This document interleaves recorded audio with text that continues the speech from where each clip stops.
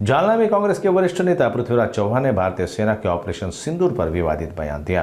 उन्होंने दावा किया कि 7 मई को पाकिस्तानी सेना ने भारतीय विमानों को गिरा दिया। इस पर प्रतिक्रिया देते हुए भाजपा नेता और पूर्व मंत्री बबन राव लोणीकर ने कहा कि चौहान का बयान भारतीय सेना के शौर्य पर सवाल उठाने वाला और राजनीतिक रूप से दुर्भाग्यपूर्ण है। उनका मानसिक संतुलन भी खतरे में लग रहा है और उन्हें उपचार की जरूरत है। राजनीतिक वातावरण गरमाया हुआ है और इस बयान पर सत्ताधारी तथा विपक्ष के बीच आरोप प्रत्यारोप की श्रृंखला शुरू हो गई है। महाराष्ट्राचे माजी मुख्यमंत्री काँग्रेस पक्षाचे ज्येष्ठ नेते बाबा पृथ्वीराज चव्हाण यांच्या 2 पत्रकार परिषद मी बघितल्या। बाबा पृथ्वीराज चव्हाण म्हणाले 7 मे रोजी पाकिस्तानमध्ये भारताचे विमान पाकिस्तानी लष्कराने पाडले। भारताचा त्या दिवशी पराभव झाला, म्हणजे विनाशकाले विपरीत बुद्धी, अशा प्रकारचे बाबा पृथ्वीराज चव्हाण बोललेले आहेत। 7 मे रोजी भारतीय सैन्याने पाकिस्तानमध्ये घुसून जे हल्ले केलेले आहेत, colonel Sofiya Qureshi, wing commander Vyomika Singh आणि आपलं सैन्य पाकिस्तानमध्ये घुसलं आणि पाकिस्तानमध्ये 9 अतिरेक्यांचे अड्डे उद्ध्वस्त केलेले आहेत।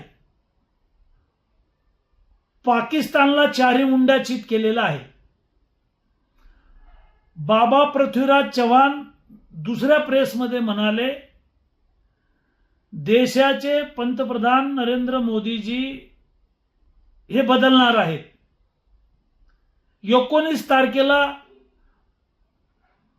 प्रधानमंत्री दुसरे होणार आहेत। म्हणजे मोदीजींना 5 वर्षाकरता 140 कोटी जनतेने निवडून दिलंय। सरकार चांगलं काम करतंय। या देशाला महासत्ता करण्याचं स्वप्न मोदीजींचं आहे आणि पंतप्रधान बदलण्याचं भाकीत आमचे बाबा पृथ्वीराज चव्हाण करतात। भारत पाकिस्तानच्या युद्धामध्ये भारताचे विमान पाडले असं म्हणतायत। ही पाकिस्तानची भाषा बोलतायत। पाकिस्तानचा एजंट असल्यासारखं बाबा पृथ्वीराज चव्हाण बोलतायत। यांच्या डोक्यावर परिणाम झाला आहे का? यांचं मानसिक संतुलन बिघडलं आहे का? रात्री नशा पाणी करून हे बोलतायत का? या बाबा पृथ्वीराज चव्हाणांना पाकिस्तानचं एवढं प्रेम उफाळून आलेलं आहे, यांना खरं म्हणजे पाकिस्तानमध्येच ही पार्सल पाठवली पाहिजे। काँग्रेस पक्षानं याची दखल घेतली पाहिजे। अशा बेताल बडबडीमुळे काँग्रेस रसातळाला जाईल। त्यांचा उपचार केला पाहिजे किंवा त्यांना काँग्रेसमधून काढून टाकलं पाहिजे, अशा प्रकारची माझी मागणी आहे।